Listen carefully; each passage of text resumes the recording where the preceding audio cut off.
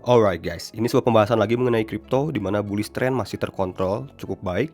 Kalau kita lihat hari ini di mana Bitcoin sideways, altcoin banyak yang naik dengan meyakinkan. Bahkan seperti Cardano, Solana masih dalam pergerakan yang bagus. Kalau kita lihat juga di sini ya, Bitcoin masih dalam sebuah tren naiknya.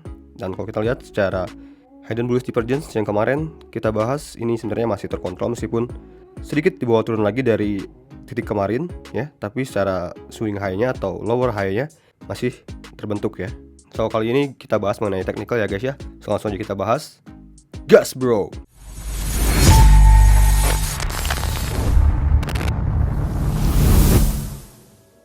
Yo, what up guys, balik lagi di channel Gas and welcome to Crypto Time yo. Dimana setiap harinya gue berbagi informasi mengenai cryptocurrency atau crypto aset. Terima kasih buat teman-teman yang selalu like video gue dan juga share video gue, dan juga yang udah subscribe untuk mengikuti update terbaru dari gue. So langsung aja kita ke pembahasannya. Dimana di depan kita sekarang ada Fear and Greed Index. Dimana kalau kita lihat sekarang penurunan Fear and Greed Index tidak begitu dalam ya. Kita lihat di sini ya, orang masih dalam psikologi yang rakus juga, tapi tidak se ekstrim beberapa hari yang lalu, dimana sempat menyentuh area extreme greed, itu sekitar 3 hari yang lalu ya. Coba kita lihat ke max ya. Sebenarnya area peak ya, tertinggi terbahaya itu ya memang di area 90-an ya guys. 70 juga memang sih masuk dalam area harus waspada juga ya. Terus lanjut kita ke technical dari Bitcoin dominance.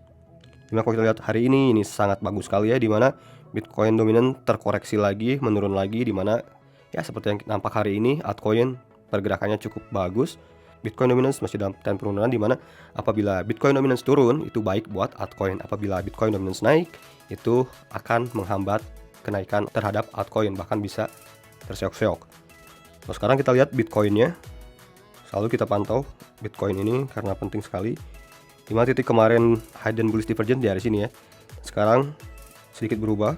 Kalau kita lihat sekarang Bitcoin ini masih dalam sebuah tren bullishnya guys ya. Dan sekarang kalau kita lihat ini ada pembentukan yang sangat menarik yang kalau kita lihat dari Bitcoin ini guys. Ada skema bullish yang terbentuk ya setelah kemarin terjadi konsolidasi. Kita lihat di sini ini Bitcoin membentuk sebuah falling wedge ya. Kita tahu sendiri falling wedge adalah sebuah pembentukan konsolidasi formasi untuk tren pembalikan arah atau tren bullish ya. Lihat ini terjadi berkali-kali guys. Sini. Lihat ya guys ya. Terus ini yang paling besarnya yang sudah gua bahas dari bulan-bulan lalu.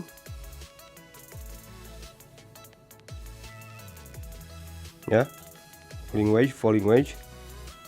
Ikuti kenaikan, falling wedge ikuti kenaikan. Kalau kita lihat sekarang Bitcoin ini membentuk sebuah falling wedge juga ya. Tapi meskipun terlihat sekarang ini masih dalam kontrol yang bagus ya, masih dalam sebuah tren bullish yang terkontrol, kita juga patut harus agak waspada ya, karena sekarang kita berada pada area support krusial ya. Seperti yang pernah gua posting di channel Telegram, bahwa area trend line ini adalah sebuah support yang krusial karena ini sebuah trend line uptrend ya, atau garis tren naik. Jadi apabila dia mematahkan ya, turun dari area tren naiknya itu, berarti tren naiknya patah, sehingga berkemungkinan dia untuk membuat konsolidasi baru, bisa sideways, bahkan mungkin cenderung turun. Jadi area sini memang harus kita waspadai ya guys ya, yang biru ini guys ya. Sehingga setidaknya area support yang terdekat ya untuk Bitcoin ini apabila break dari sini, yaitu ke 42.700-an ini ya.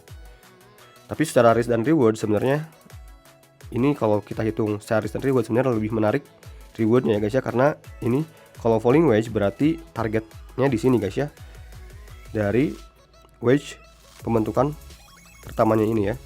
Jadi di sini targetnya. Sekarang kita cek ya.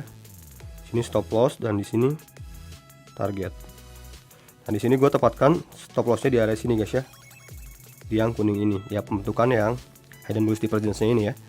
Sehingga kalau kita lihat di sini ini secara risk dan reward, risk 2,39%, rewardnya 7,52%. Jadi secara risk dan reward sebenarnya lebih menarik rewardnya dibandingkan risknya ya. Ini yang gue lihat sekarang ini guys ya. Jadi sejauh ini masih dalam kontrol yang baik ya untuk Bitcoin. Terus kalau kita nampak ke stok RSI ya, dia udah di oversold sekali guys ya. Kita rubah ke time frame 1 hari, kita lihat ya. Lihat stokastik RSI ya sudah memasuki area oversold guys ya. Lihat sudah di bawah dari 30 ya, 30%. Lihat ini apabila berada di situ cenderung ini sebuah bottom ya. Apabila menyentuh ini, lihat. Ini juga ya. Lihat. Ini rata-rata apabila stokastik RSI ya di area di bawah 30 ini udah menandakan sebuah bottom. Berarti kalau kita lihat sekarang berkemungkinan ya, area sekarang ini yang terbentuk sekarang ini adalah area bottom dari konsolidasinya ini guys ya. Jadi gue masih optimis terhadap pembentukan chart Bitcoin kali ini. Masih terlihat cantik menurut gue ya. Jadi bisa kategorikan ini juga sebagai pembentukan bottom yang nampak ya. Ini secara teknikal. Tapi kita harus tetap manajemen resiko ya guys ya. Manajemen money, manajemen resiko kita harus punya strategi juga. Apabila koreksi kalian siap, apabila naik ya nikmati gitu ya. Oke, so kita move to altcoin. Kita pindah ke Cardano. Wow, ya, kemarin kita bahas ya, Cardano masih belum breakout ya, dan sekarang udah breakout dari ini yang gua kemarin bahas. Cara pembentukan chart ini cukup positif ya, apalagi dia sempat mantulnya dari area golden ratio ya, dan banyak juga yang mention di Twitter gua ya, banyak thanks katanya udah share off di area 1,9 kemarin. Ya, selamat gitu ya. Dan sekarang juga masih dalam profit pastinya. Dan kalau kita lihat secara Fibonacci ya, lihat. Retrace-nya dia itu langsung menembus area golden ratio-nya guys. Lihat. Area golden ratio-nya itu di harga 2,1039 ya.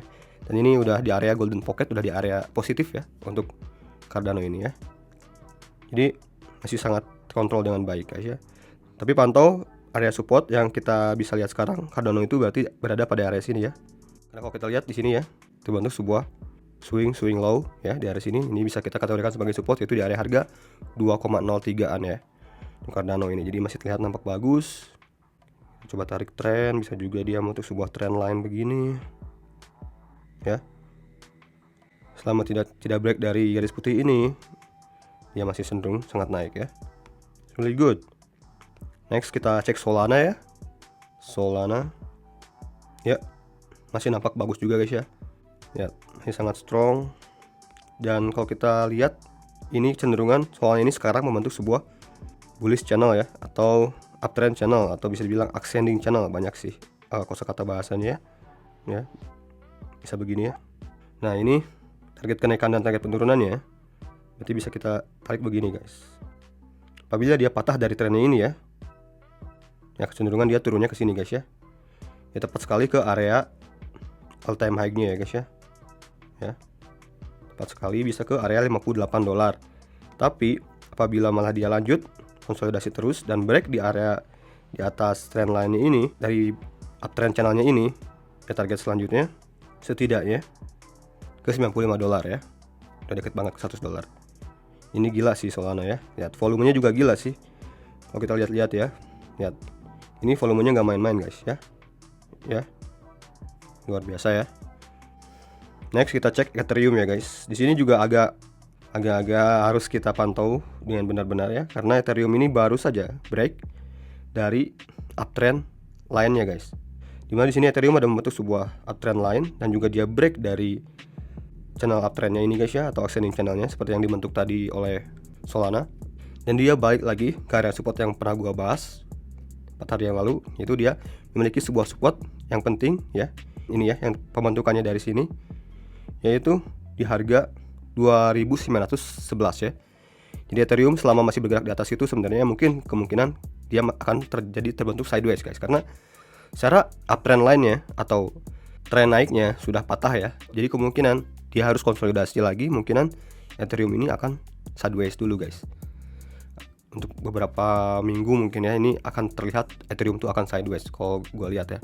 Jadi itu yang bisa gue lihat sekarang ya.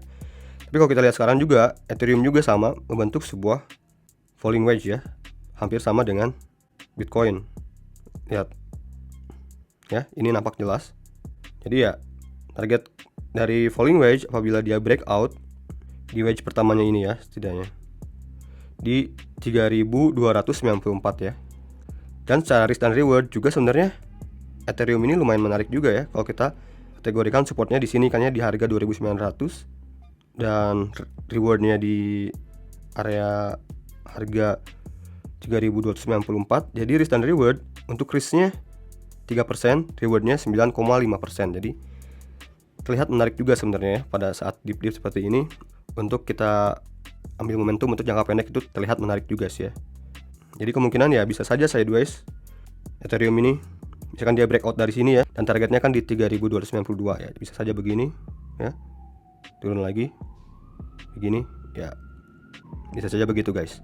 Next kita cek yang kemarin tuh kita bahas XRP juga ya. Ya, ini masih sesuai planning juga ya XRP ya, lihat. Ini gambar gua kemarin, ya kecenderungan kan kata gua XRP ya bisa konsolidasi dulu. Masih terlihat sangat oke juga untuk XRP ya, selama masih terkontrol seperti yang kemarin gua bilang, yaitu kemarin tuh gua bilang di golden ratio-nya ya guys ya, yaitu di harga 1,0867 ya. Ini masih terkontrol baik juga ya untuk XRP.